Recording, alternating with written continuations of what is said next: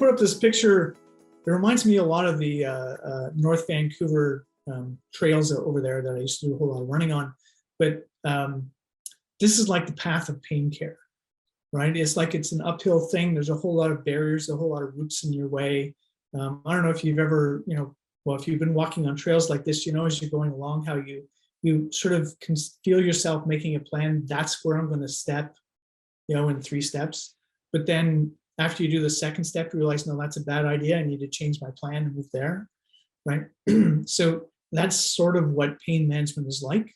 It's too complex to have an algorithm where we can say, this is step 1, this is step 2, this is step 3. You basically need to change your plan as you go along. But if we can remember that the pain education stuff as a piece of pain management really is to hit these 3 things, right?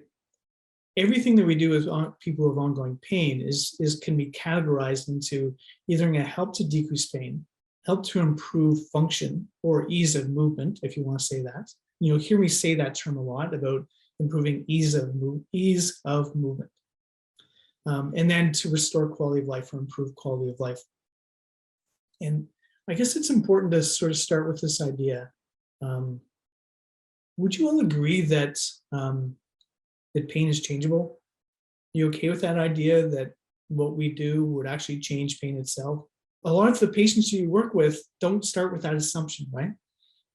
I'm hoping that all of you, your evidence that pain is changeable is that it's happened in front of you. You've actually seen people with horrible ongoing pain improve. So that gives you the conviction that pain actually is changeable.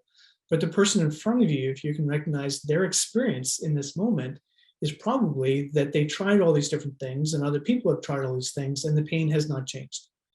And so they're even though they won't have, nobody comes out and says to you this, the person's experience is, my pain is immutable. Pain cannot be changed. I can distract myself from it. I can do something to cover up for a while, but I can't change pain itself.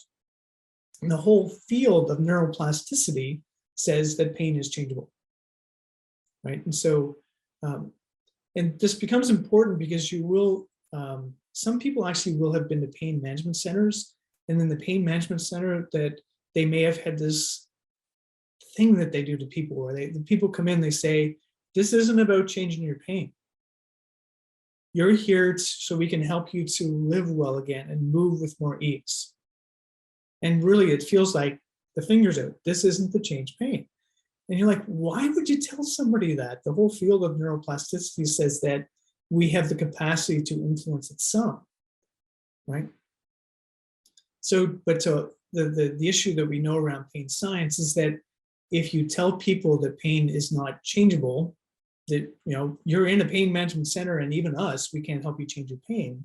You're actually teaching people that pain is immutable or unchangeable.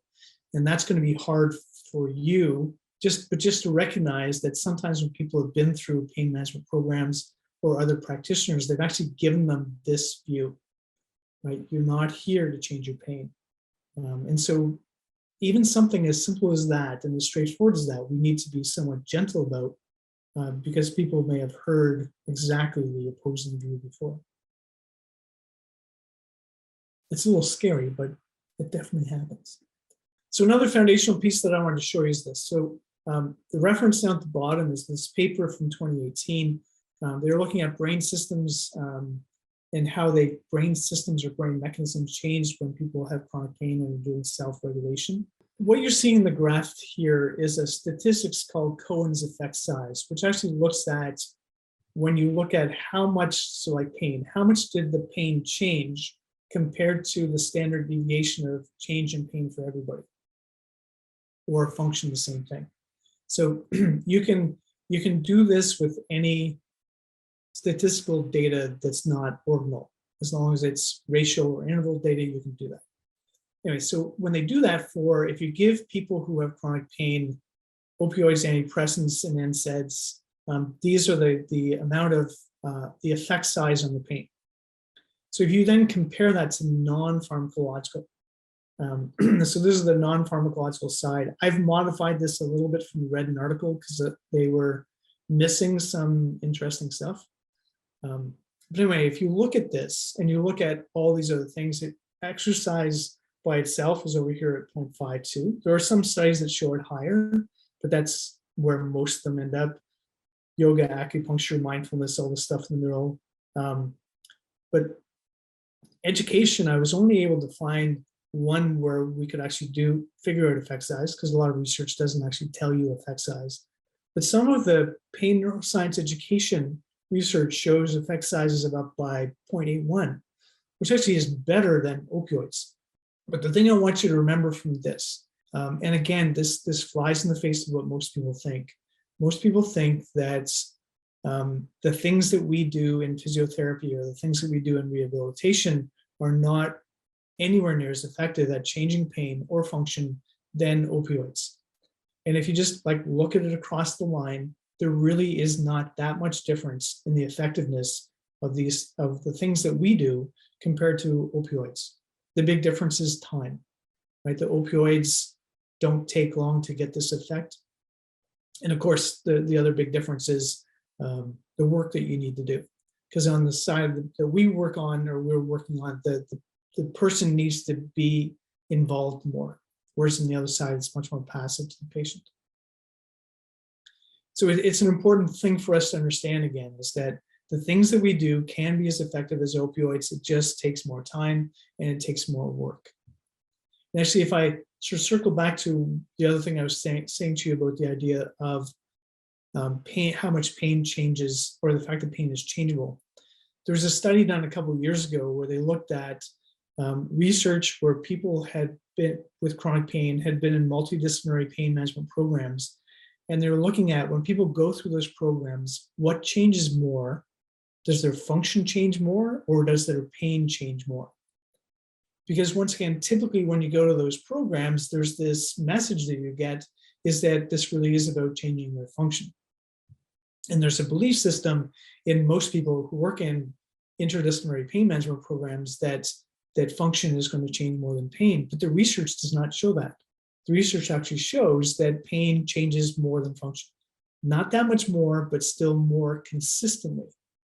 And we need to, I tell you that because I want you to sort of, grab onto that and know it, right? Multidisciplinary or interdisciplinary pain management helps people change pain more than function. The things that we do as physiotherapists help to change pain almost as much as opioids. They're still highly effective. And a lot of times, if you know this stuff, it gives you more conviction, which is really why. One of the things that I think is a key element to success in pain education is having conviction. Because when one of the reasons that you're not successful sometimes is because you're not convincing. And some of the times the reason you're not convincing is because you're not convinced, right? Which I know is sort of weird, but hopefully that makes sense.